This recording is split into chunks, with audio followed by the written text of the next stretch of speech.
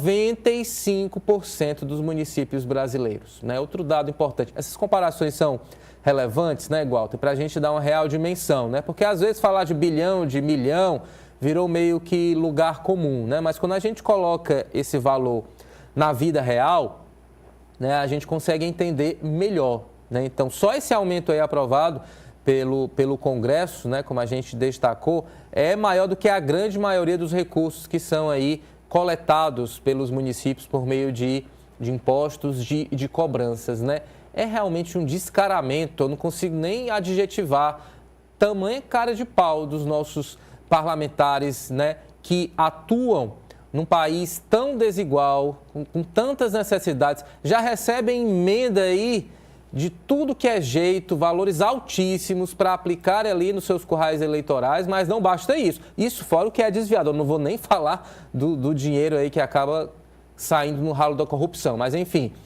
E, além disso, ainda querem, né, esse tanto de benefício. Eu não sei se eles estão lembrando que tem eleição esse ano, né? Eu acho que a memória deles está fraca. Por mais que a gente defenda, né, Ítalo, a importância do poder legislativo, no caso, para a estrutura democrática do país e de um país, esse tipo de atitude vai contra, inclusive, esse nosso esforço, o esforço que faz a sociedade, as pessoas que são democratas, de defenderem, né, o poder, porque eles próprios agem no sentido de gerar esse tipo de sentimento da população, um poder já muito questionado, já muito caro, né? Custa muito, mas esse custo seria absorvível se nós tivéssemos uma pauta mais em linha com o que é realmente prioritário, que é realmente prioridade da sociedade. E, no entanto, a gente vê os deputados e senadores se ocupando com coisas que dizem respeito ao seu próprio interesse, né? Nós temos hoje uma certa disfuncionalidade na democracia brasileira, exatamente em função do superpoder que tem o Congresso, né? O poder concentrou um poder muito alto, e isso muito determinado por essa questão das emendas, né? Criou-se a figura das emendas obrigatórias, que o governo não pode, conforme seja a situação de caixa, fazer a liberação. Hoje o governo é obrigado, uma parcela boa das emendas parlamentares que são aprovadas no Congresso, o governo é obrigado a executar, é obrigado a liberar esse dinheiro, né? Independente de como esteja o caixa, e independente de outras prioridades que precisem mais, né? Então tem que cumprir. E eu acho que os deputados, de alguma forma, hoje, eles se valem exatamente dessa força para agir, muitas vezes, de costa para o que é prioridade da sociedade, da população, né? Como eles têm alguma convicção ou alguma certeza de que receberão o voto mais adiante pelo que fazem a partir das emendas, pela destinação que dão aos recursos que hoje controlam, que é um volume muito alto do orçamento, né? Hoje você tem parte do orçamento brasileiro. O presidente Hugo Mota outro dia reagiu irritado a uma declaração de uma figura do governo de que o orçamento hoje estava sequestrado, mas é mais ou menos isso. Então, o controle que eles têm sobre o orçamento faz com que hoje os parlamentares se sintam mais seguros de fazer coisas, inclusive aquelas que são impopulares, porque eles entendem que a garantia que eles têm de uma verba e a destinação que podem fazer livremente dessa verba para onde lhes interessa, que é as suas bases eleitorais, lhe dá certeza do voto, e aí agem dessa forma.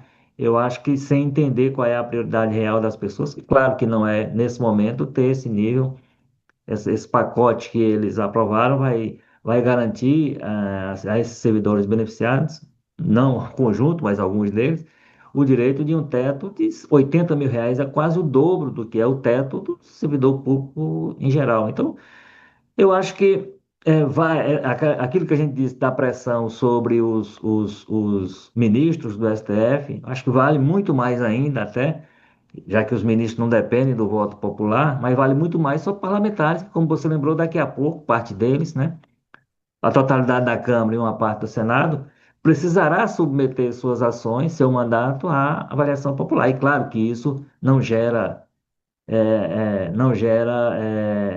sentimento positivo das pessoas em relação a eles.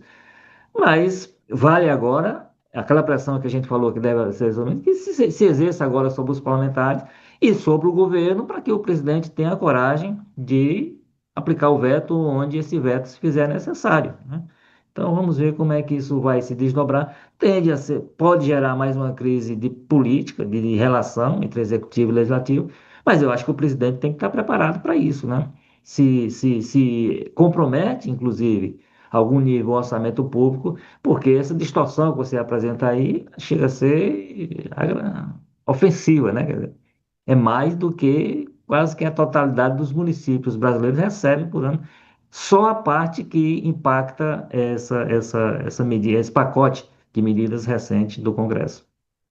É isso, com certeza precisa vetar, presidente. Vou deixar aqui a minha humilde opinião. Vete que a sociedade apoia e com certeza aí pode até ser bom no próximo processo eleitoral. 8h41, o impacto orçamentário dos projetos que reajustam